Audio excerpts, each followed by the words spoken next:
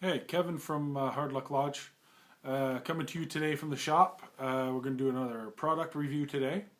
The product is, I had done an earlier review on one of my older channels. Unfortunately, it's gone and so is the content.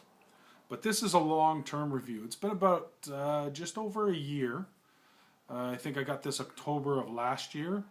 And the product I'm bringing to you is an Opinel Carbon. It's the number 8 uh, French pocket knife. Not high dollar, not one of those super expensive deals. I think I paid $18 at when I was over at Lee Valley Tools for it, but not a bad knife. I have some high dollar stuff, Spyderco and sorts, and I mean you're looking at it. As you see, it's carbon. It's going to stain a little, but it's not been too bad, especially for the price. Weighs nothing. I don't have a scale, unfortunately. I can't take this and say, oh, it weighs exactly 1.8, whatever. I don't know. Looked up some of the specs on it. It is a fairly good high carbon knife. Beechwood handle. I think this collar is stainless. Couldn't really find out. I do know, like I say, the blade is high carbon. The edge on this blade, as far as the rear spine goes, for guys who like to do bushcraft, I don't know if you can hear it. It's a 90 degree, but a sharp 90 degree. Not sharp enough you can cut your finger. But when you put this thing onto a fire steel, it sparks, and it sparks well. I picked it up. It was one of those things. I've seen some YouTube reviews. Guys love them or hate them. You know, the traditionalists, oh, you got to have one. The modern tactical guys, oh, they're garbage. So I thought, you know what, for the price of them, I was in there. They were in a plastic bin by the cash. Picked one up. I don't regret it. It's light. I mean, when I say light, this thing really is. This whole knife is probably the weight of my Spyderco Tenacious blade. Not even the whole knife, just the blade. So it weighs nothing. The nice thing about it, it has this interesting collar. All right, you can see the slit in it. What's nice about this, you can turn this collar, and now you've locked the blade, so it will not close. The other nice thing I like about it is when you do close this knife up, right, you can take, and again, lock the collar, so it won't open. So you don't have to worry about it coming open in your pocket. First thing I can say, first impressions of it, unfortunately, I don't have that video anymore. I'll give you a quick recap, though. Was not pleased with it the first week. The blade would open quite easily. Like you could just, and it would smoothly open. You couldn't turn this collar without tearing up your thumb and your finger trying to turn it. Watch some videos, guys say pop it off, do this, that, the other thing. Popped it off, filed down the rivet a little bit, make it smoother, still nothing. Basically what it come down to, the old-fashioned method, something sticky, put a couple drops of oil. So I did. Right into here, right into the openings, right? Tried it, worked it around, it was okay. Pop this collar back off, which you stick a screwdriver in the opening, this thing pops right off. It's not that simple, but I mean, you got to pry it, but it'll come off. Cleaned it up, put a good coating of oil, heated it up just a little bit with a hairdryer, so it was a little warmer than warmer than room temperature. Opened the pores of the metal on both pieces, put a little oil. I didn't even go crazy. Like I didn't go out and buy some WD-40 or I didn't buy 3-in-1. I used omega-3 fish oil capsules because that's literally all I had with me. Like where I was at the time, I was living in a basement apartment. I didn't even have cooking oil. I was out of cooking oil spray. Like I'd only been there a couple of weeks. I hadn't even unpacked yet. Now, the good and bad of this is fish oil is just like extra virgin olive oil, anything else. It works great. It smells bad. Don't use fish oil. Your knife will smell like a dead fish for a month. Literally, a month. That being said, I just literally cut open the capsule a little bit. I took a little toothpick, dabbing it, working it back and forth. And now this thing is quite literally, I mean, it's nothing to turn it. It's so smooth. Like it turns nicely. The downside to this, opening the blade up now, which is not that hard to do, this blade doesn't move, even tapping it fairly hard, doesn't move much. Because like anything wood, when the wood gets wet in the end of this, you will see it's just wood. And it's a pin through it underneath a metal collar. It is what it is. It swells and the blade gets tight. Is it get so tight it won't open? No. I mean, if you threw the thing in the lake, probably, or if you soaked it in oil, probably. But it's not that tight. I kind of like it a little better, because the other thing I didn't like about it is I forgot to lock this because it was a pain in the butt. It was so tight to turn.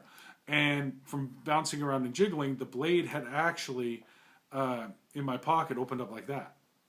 Because I like a tip-up carry. So, that was an issue. Now that this is loose and I can lock it, it doesn't, it makes no difference.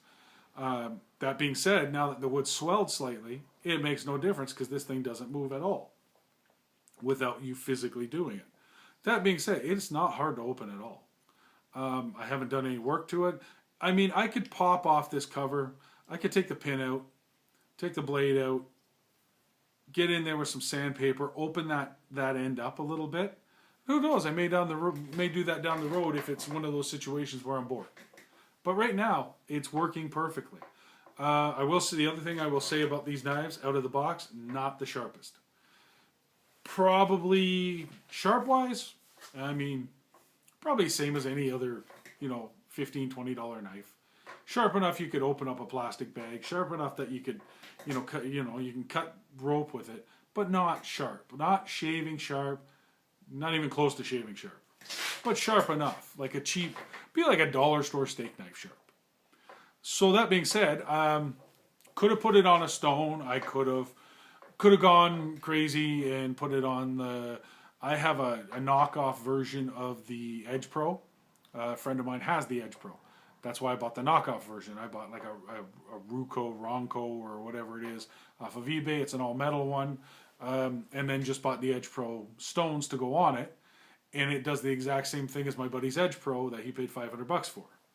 Or $480 or whatever it was.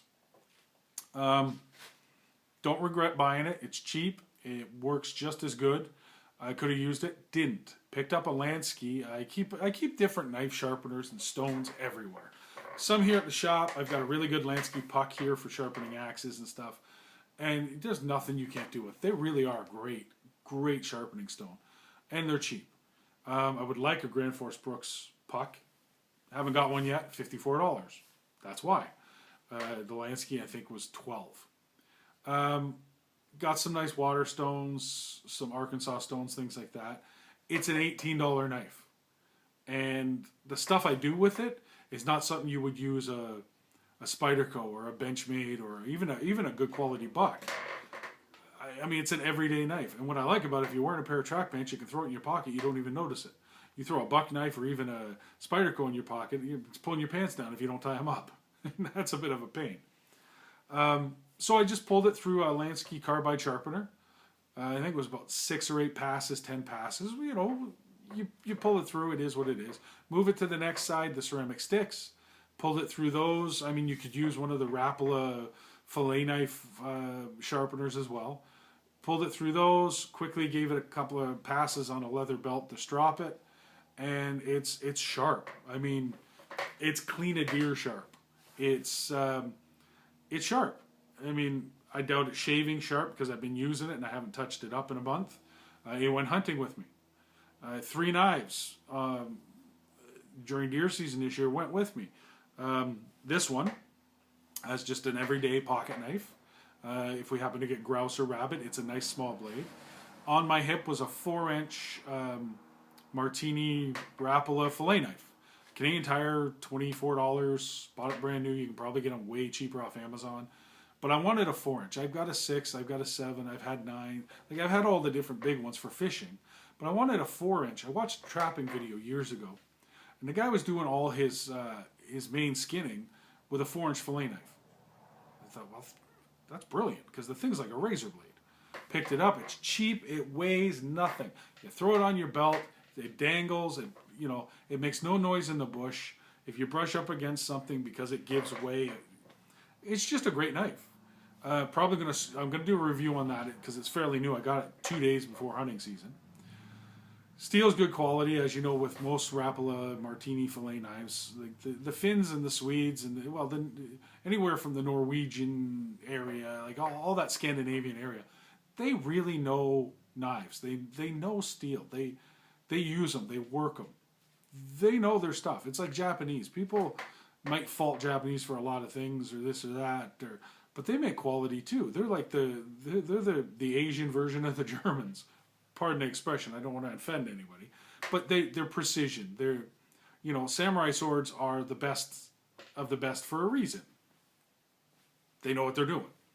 So, when it comes to fillet knives, you can't go wrong with even a cheap Rapala. The other knife I took is I want to say a local knife maker. He's not that local to the GTA. He's just south of North Bay, Ontario. The company's called Post Knives, P-O-S-T. Bought his knife, $180, $175 something, at a sportsman show a few years back. It was before you could really get your hands on a good bushcraft knife here. Here, the only thing they had were the Moras, which, by the way, I want to tell you, you want a cheap, quality knife, get a Mora bushcraft knife. Really good. I'll be doing a review in the upcoming months this winter about one, because I want to pick up a new one. I've had a few of them as they get older and worn out. Not that they really get worn out. I've had friends who go, "Oh, I love those. I don't know where to get one." So they end up getting passed on as birthday gifts, Christmas gifts. Just, hey, thanks for helping me out gifts, because they're cheap. Most expensive one I bought was $25. Love it. I have had an original red handle. Got it from Lee Valley. It was dirt cheap, $12 or something like that. Gave it to a buddy. He was in love with it. Used it for years. He every time he saw it, he wanted it. He did me a big favor, helped me out. Here you go. Enjoy. A friend's daughter was into camping and hunting and fishing. I had a plastic handled one. Just a good knife. Nothing fancy. She had nothing for that weekend. We were up at the property, a whole bunch of us. End of the weekend, just gave it to her. Here you go. She still uses it. She's almost an adult now. She likes it. It works great. Takes it camping, hunting, fishing, whatever. No problems. So they're a great knife too. But back to this one. This is the Opinel, and this is what this video is about, right? And it's all knife guys. We talk about all knives, right? I think if you can pick one of these up for $20 or less, you'd be crazy not to. For nothing more than to throw into your, ladies, throw it in your purse.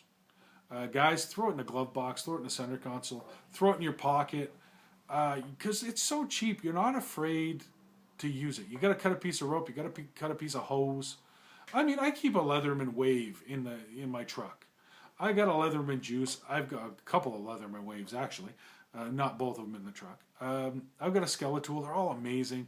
I got Spyderco's, high end and low end, Benchmade's. I even got a Milwaukee knife from Home Depot, which, by the way, the steel is not the greatest. I mean, it is. It's 440 stainless. It's not the best as far as quality steels, but it really does hold an edge for quite a while. And I mean, I cut a lot of garbage with it, like cardboard and.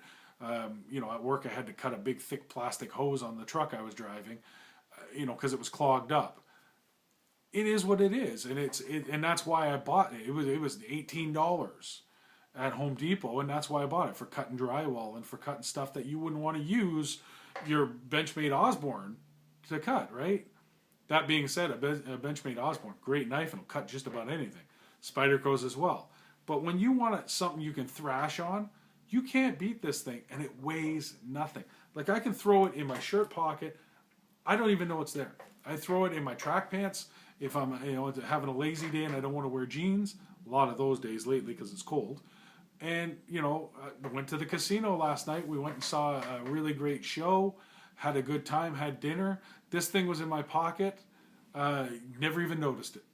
Weighed nothing, didn't bother me at all, doesn't bunch up, no pocket clip to worry about. Like I say, the weight is the biggest thing. It's a piece of beechwood. It weighs nothing. Amazing. Spend the money. Go pick one up. throw a quick, take a cheap sharpener, throw a quick edge on it. You won't regret it. Best money you'll ever spend for a cheap Thrasher knife. Clean fish, do whatever you got to do, and enjoy it. Have a great day, guys. Hope you liked the video. If you did, please give me a thumbs up. If you didn't, I understand. I'm not like for everybody. I'm not that kind of guy. I just hope you did. And if you did,